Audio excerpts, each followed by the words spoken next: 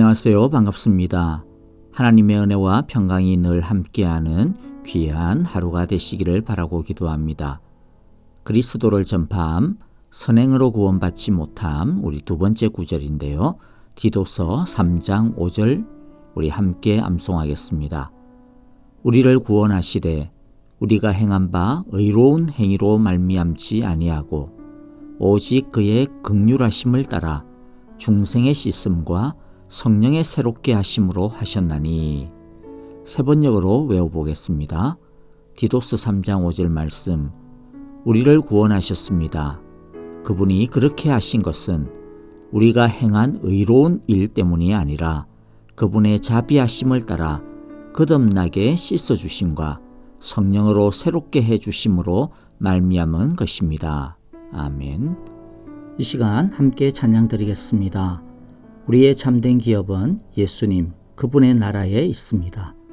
나의 영원하신 기업 함께 찬양하겠습니다. 나의 영원하신 기업 생명보다 귀하다. 나의 갈 길 다가도록 나와 동행하소서. 주께로 가까이 주께로 가오니. 나의 갈 길 다가도록 나와 동행하소서. 세상 부귀 아닌 함과 모든 명예 버리고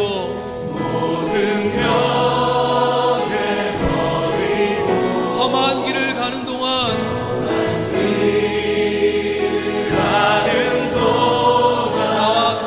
나와 동행하소서. 주께로 가까이 주께로 가오니. 나의 갈 길 다가도록 나와 동행하소서. 어두운 골짜 지나가며 험한 바다 건너서 천국문에 이르도록 나와 동행하소서.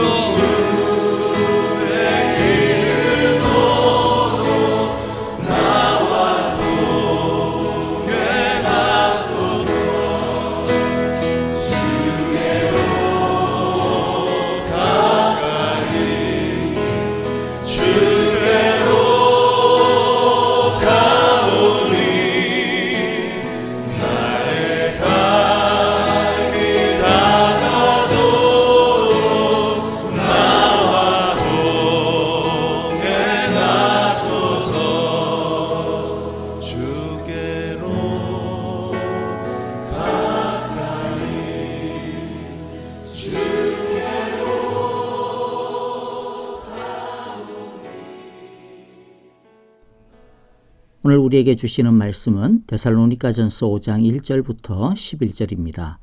1절 제가 먼저 읽겠습니다. 형제자매 여러분, 그때와 시기를 두고서는 여러분에게 더 쓸 필요가 없겠습니다. 주님의 날이 밤에 도둑처럼 온다는 것을 여러분은 자세히 알고 있습니다. 사람들이 평안하다, 안전하다 하고 말할 그때에 아기를 뵌 여인에게 해산의 진통이 오는 것과 같이 갑자기 멸망이 그들에게 닥칠 것이니 그것을 피하지 못할 것입니다. 그러나 형제자매 여러분, 여러분은 어둠 속에 있지 아니하므로 그날이 여러분에게 도둑과 같이 덮치지는 않을 것입니다. 여러분은 모두 빛의 자녀요, 낮의 자녀입니다. 우리는 밤이나 어두움에 속한 사람이 아닙니다. 그러므로 우리는 다른 사람들처럼 잠자지 말고 깨어 있으며 정신을 차립시다. 잠자는 사람들은 밤에 자고 술에 취하는 자들도 밤에 취합니다. 그러나 우리는 낮에 속한 사람이므로 정신을 차리고 믿음과 사랑을 가슴막이 갑옷으로 입고 구원의 소망을 투구로 씁시다. 하나님께서는 우리를 진노하심에 이르도록 정하여 놓으신 것이 아니라 우리 주 예수 그리스도로 말미암아 구원을 얻도록 정하여 놓으셨습니다. 그리스도께서 우리를 위하여 죽으신 것은 우리가 깨어 있든지 자고 있든지 그리스도와 함께 살게 하시려는 것입니다. 그러므로 여러분은 지금도 그렇게 하는 것과 같이 서로 격려하고 서로 덕을 세우십시오. 아멘. 예수님의 재림이 언제 있을까 궁금해하는 사람들이 이전이나 지금이나 많았던 것 같습니다. 요즘은 세상이 돌아가는 모양이 하도 요상하니까 진짜 주님이 오실 때가 되었나 그런 생각을 하게 되는 것 같고, 초대교회 때도 예수님께서 너희들 가운데 내가 오는 것을 볼 수 있는 사람들도 있을 것이다 라고 하는 말씀을 하셨기 때문에 예수님의 재림이 오래 걸리지 않을 수도 있을 것 같다라고 하는 그런 기대가 있었던 것 같습니다. 그러나 예수님께서 그렇게 말씀하신 것은 예수님의 재림이 금방 있을 것이다 그런 뜻이 아니었습니다. 언제 일어날지 모른다라는 것이죠. 그게 늦게 일어날 수 있지만은 또 그게 엄청 빨리 일어나서 너희가 죽기 전에 내가 다시 온다고 해도 전혀 이상한 것이 아니다. 언제 있을지 모르니까 마치 항상 오늘 있을 것처럼, 재림이 오늘 있을 것처럼 준비하며 살아야 된다라고 하는 그런 뜻인 것입니다. 예수님께서 재림의 날에 대해 궁금해하는 제자들에게 재림의 때와 징조에 대해 마태복음 24장에서 자세하게 가르쳐 주셨습니다. 예수님이 하시려는 메시지의 핵심이 몇 가지 있는데요. 첫째는 재림의 날은 반드시 있다라는 것입니다. 둘째는 그런 때가 언제일지는 아무도 모른다. 갑자기 오늘 본문의 말씀처럼 도둑이 임하는 것처럼 갑자기 임한다라는 것이죠. 심지어 예수님도 모른다고 했습니다. 오직 성부 하나님만이 아시고 결정하신다. 셋째는 예수님이 오기까지 혼란과 환란이 계속 이어질 것이다 라는 것입니다. 넷째는 재림의 때에 예수님을 영접할 수 있는 사람과 그렇지 못한 사람으로 나뉘어지게 된다라고 말씀하셨고요. 다섯째는 심판이 있다라고 말씀하셨습니다. 그러므로 언제 예수님의 재림이 있을까 하고 그 때가 언제일까 거기에 너무 집중해서 추론하거나 계산하려고 해서는 안 됩니다. 예를 들어 환란의 징조가 있다고 해서 우리는 그것을 가지고 추론하기는 어렵습니다.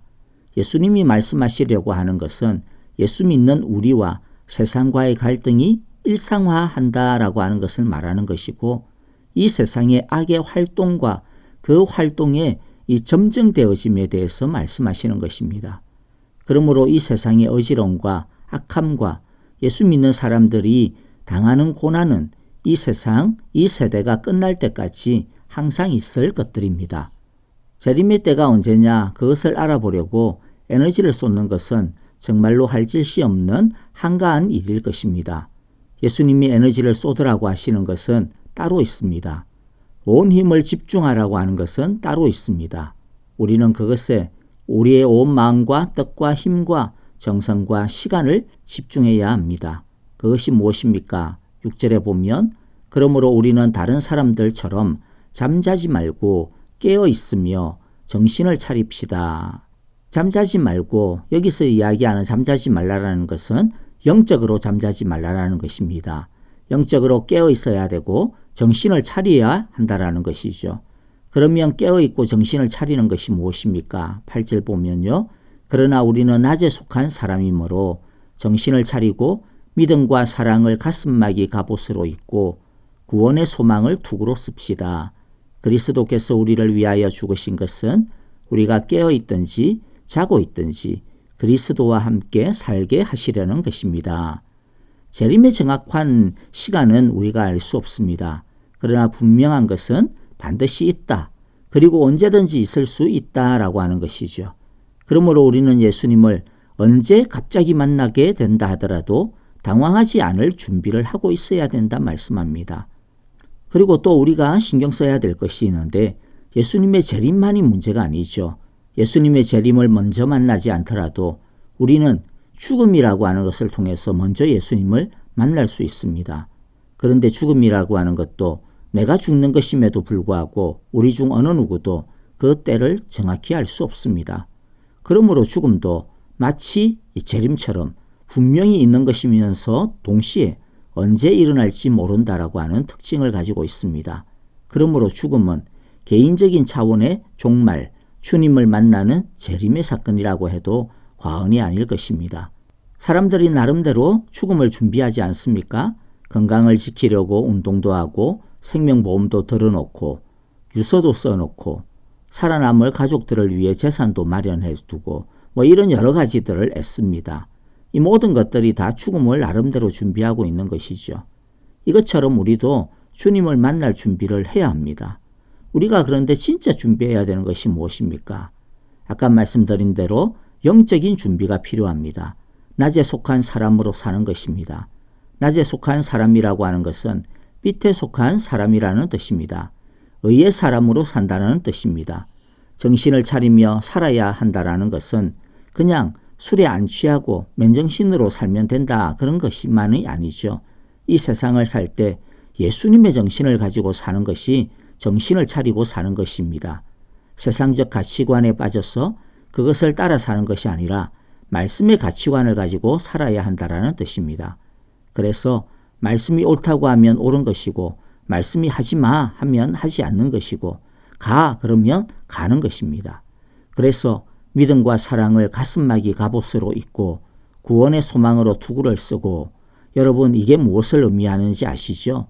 에베소서 6장에서 이야기하듯이 바울은 이것을 성령의 갑옷을 입는 것이다 이렇게 이야기했습니다. 이 성령의 갑옷 전신갑주가 필요한 이유가 무엇입니까? 공중의 권세 잡은 자, 즉 죄와 악과 사탄의 세력과 영적 싸움을 하기 위해 필요한 것입니다. 그러니까 영적 싸움을 해야 한다라는 뜻입니다.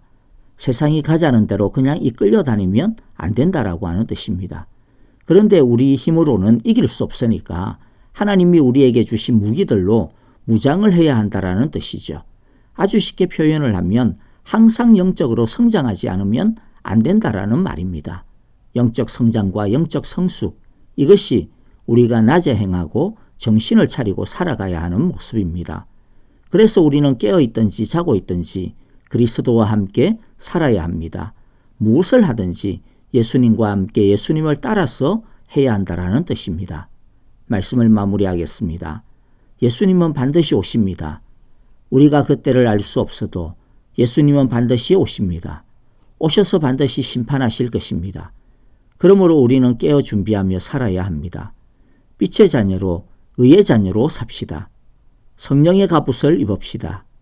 세상을 따라 세상에 휩쓸리지 말고 정신을 차리고 예수님과 함께 예수님을 따라 살아가는 저와 여러분들이 다 되시기를 주님의 이름으로 기도하며 축복합니다. 주님의 기도를 드리겠습니다. 하늘에 계신 우리 아버지, 아버지의 이름을 거룩하게 하시며 아버지의 나라가 오게 하시며 아버지의 뜻이 하늘에서와 같이 땅에서도 이루어지게 하소서. 오늘 우리에게 일용할 양식을 주시고 우리가 우리에게 잘못한 사람을 용서하여 준 것 같이 우리 죄를 용서하여 주시고 우리를 시험에 빠지지 않게 하시고 악에서 구하소서. 나라와 권능과 영광이 영원히 아버지의 것입니다. 아멘. 이제 우리 찬양과 더불어 기도하겠습니다. 교회를 위해 먼저 기도합니다. 장로 선출을 위한 정교인 투표 공동회의가 11월 15일 주일에 있습니다. 사랑의 교회의 선한 청지기 장로 2인을 위해 기도해 주시고요. 미국 대통령 선거가 있었습니다. 우리 미국 사회가 더 이상 분열되어지지 아니하고 후유증이 없도록 여러분들 이 땅의 사랑과 하나됨 치유를 위하여 기도해 주시기를 바랍니다. 코로나 바이러스가 맹위를 떨치고 있습니다. 코로나로부터 우리 성도님들의 가정과 직장, 교회를 지켜보았소서라고 기도하시고요. 아프신 성도님들과 중보의 기도가 필요한 분들을 위해 또 기도해 주시고 특별히 박윤경 전도사님, 정계자 전도사님, 진봉자 집사님과 김윤호 아기 그리고 우리 이두상 집사님의 회복을 위하여 기도해 주시기 바랍니다. 여러분, 우리 모두 낮의 사람으로 빛의 사람으로 예수님과 함께 살아가는 토요일 되시기를 바라고 기도하며 또 내일 우리 주일 예배에서 함께 은혜 가운데 만나겠습니다. 안녕히 계십시오. 감사합니다.